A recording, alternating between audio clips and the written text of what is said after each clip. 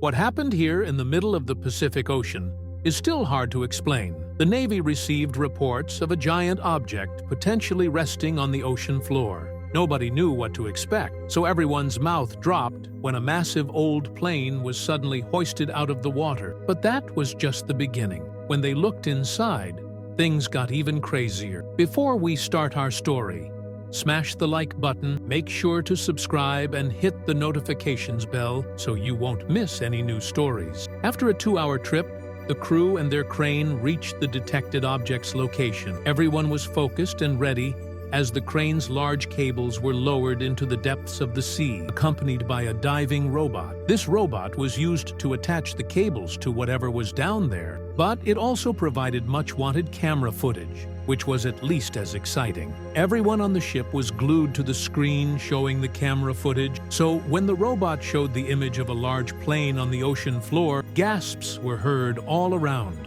Until then, most of them still believed that a broken piece of coral reef caused the radar detection. But when the plane became visible, there was no denying the truth. Nobody expected this outcome, and even the ship's captain was at a loss for words at first. The plane was massive. How did it get down there, and what could be in it? Rumors were spreading across the crew like wildfire.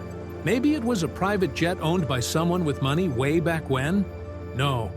It's too big for just one rich guy. But who did it belong to? There was only one way to find answers to these burning questions. Lift the plane off the ocean floor and bring it to the surface.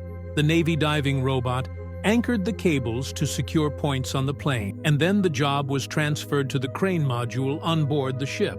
With a pull of the handle, the cables were retracted, and the plane started lifting upward. It wasn't an easy job. The plane was much larger than the naval crew anticipated, and with every inch upward, the crane creaked and puffed. The sheer weight of the aircraft even made their boat lean forward so much that multiple crew members were starting to sweat. But even though the journey was rough, there was progress, and the crew nervously waited to see the plane break the sea's surface. After about half an hour of careful pulling and tugging, the crane finally reached the surface. Loud cheers were heard on board the ship, as if the crew were all celebrating their first mission. It was clear to the crew that the plane had been on the bottom of the ocean for quite some time, and it wasn't just the old-school plane design that gave it away. The vessel was completely rusted over, making it impossible to see company markings underneath. This was a problem because, in order to make any sort of conclusion or search their records, they needed to identify the plane. We need to find out everything we can about this plane. And that means there is only one thing for us to do right now, the Navy captain said to his crew. With the wings now also above water and the plane mostly stabilized, someone needed to go inside for further investigation. The wings would be a stable bridge that 2 crew members could walk across. Everyone surrounding the captain was curious. There was no problem with that, but nerves to find out firsthand what was inside were definitely a factor among the crew. So when nobody answered within the first few minutes, there was no other choice. Straws needed to be drawn to see who would become the first explorer inside. They determined that it would be a 2-man job. The reason for it was very simple. They wanted to get answers as quickly as possible, so the more, the merrier. But stability was an issue with the plane being heavy and still suspended on cables. For safety measures, no more than 2 people could be on board at once. Eventually, it was decided that Rick from the deck crew and steward Mark would be these lucky few. With encouragement from their team members on top of the deck, the 2 carefully made it down the ship's ladder. The iron climbing route ran all the way down the side of the ship until it eventually stopped about a meter above the plane's wing. So, with shaky hands but a soft landing, the 2 brave crew members landed on top of the plane's surface. Rick and Mark signed that they made it down fine, and also conversed this message through the walkie-talkie they held. They were asked to stay in constant contact so that findings could be communicated directly. It was also an extra safety measure for when they needed help. After all that was settled, the 2 men walked across the wing to the main body of the plane. There were more than enough entryways to choose from since the plane did not have any windows left. They chose the center one, as Rick offered his colleague a boost before he was hoisted inside himself. The inside of the plane was completely vacant of life, as expected, since it clearly resided underwater for quite some time.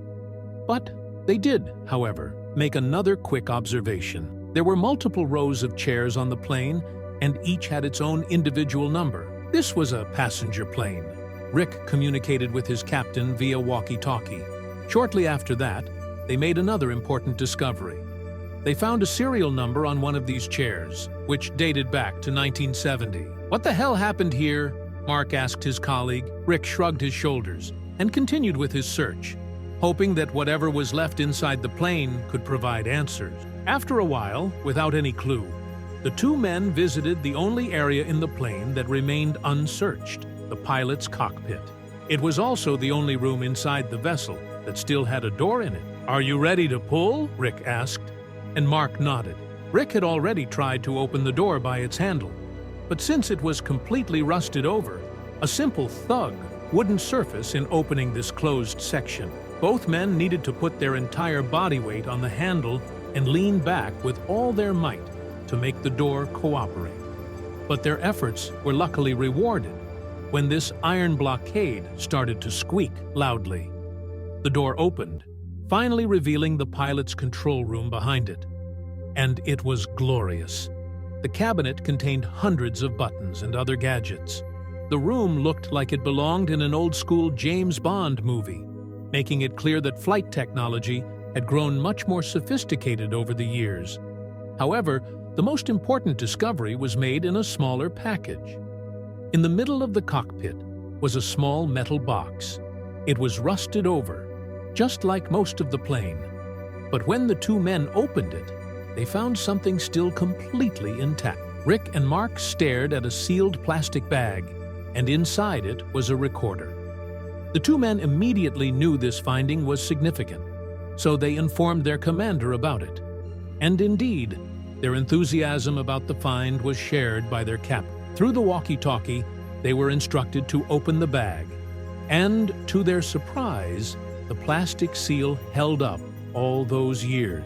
The recorder was completely dry still, giving the men much hope that whatever was recorded was still salvageable. After resealing their find, the two men stepped out of the plane. Their exit was met with loud enthusiasm. Cheerful chants were called out from atop the Navy ship as Rick and Mark climbed the ladder upward again. And that's when things got interesting. Since they noticed that a cassette was still inside, the now established tape recorder was placed in the middle of the table. They used the batteries from their wireless radio and placed them in the recorder. Now, it was time to press play. The tape only made static noise for about a minute, but then, suddenly, a voice was heard on the device. Rick, Mark, and the rest of the team were all amazed. This was exciting. Shortly after the voice started talking, it introduced itself as the pilot of the now sunken airplane. According to the pilot, he and his 52 passengers flew into a storm on May 2nd, 1971. The storm came out of nowhere and severely damaged the aircraft. The Navy crew listened closely to every word. "The wind is insane, and it has somehow blown debris inside our left-wing engine, completely shattering the mechanism. I'm afraid we have to make an emergency landing in the middle of the ocean now." According to the rest of the recording, the plane made the emergency landing perfectly, and everyone on board survived the trip to the water's surface. But there was a problem. The pilot planned to use these life rafts and lead his passengers and crew to the nearest island on their map. They hoped to make it through the storm since it made the sea rough terrain. The brave man spoke the coordinates of their destination at the end of the recording and left the tape recorder sealed on his plane, hoping that someone might find it and rescue the E. As the tape cassette finished, the Navy crew all looked at each other in awe. "We have to go to those coordinates," was the shared opinion amongst all crew members. They entered the numbers and started their journey. After about a 20-minute boat ride, the Navy crew spotted land. "I see an island over there," the first mate shouted to his captain. After that remark, the boat instantly went into high gear, An anchor was lowered into the shallow water, and the crew walked up the sandy beaches until their boots hit dry sand. It matched the coordinates the plane's pilot provided, but was there still life on this vacant-looking landmass? Well, they were about to find out. The Navy crew, eager to uncover the island's secrets, split into small teams.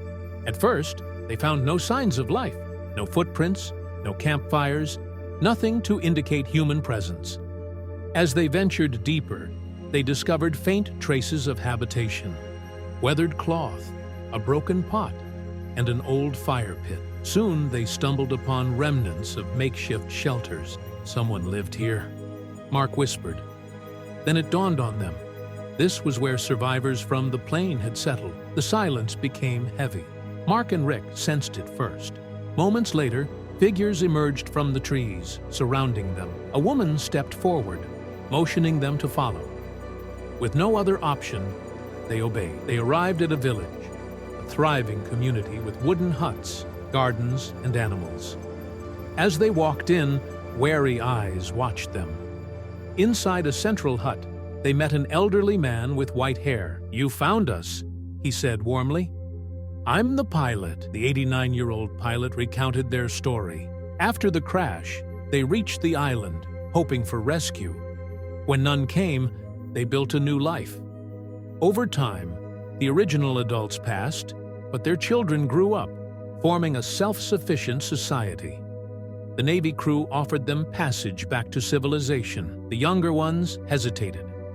This was the only life they knew, but the pilot, their wise leader, urged them to embrace the opportunity. With his blessing, they prepared to leave. Tears were shed, but hope prevailed. 80 people boarded the ship. After medical checkups, they were welcomed into a small town, allowed to stay together. Though adapting was daunting, their resilience carried them through. Many took jobs in agriculture and construction, skills they had honed on the island. A year later, the pilot passed away at 90. His funeral drew a large crowd, a testament to the impact his people had made. In just 1 year, they had built friendships and integrated into the world. Though they had left the island behind, they remained bound by their history of survival and the leadership of the man who had guided them.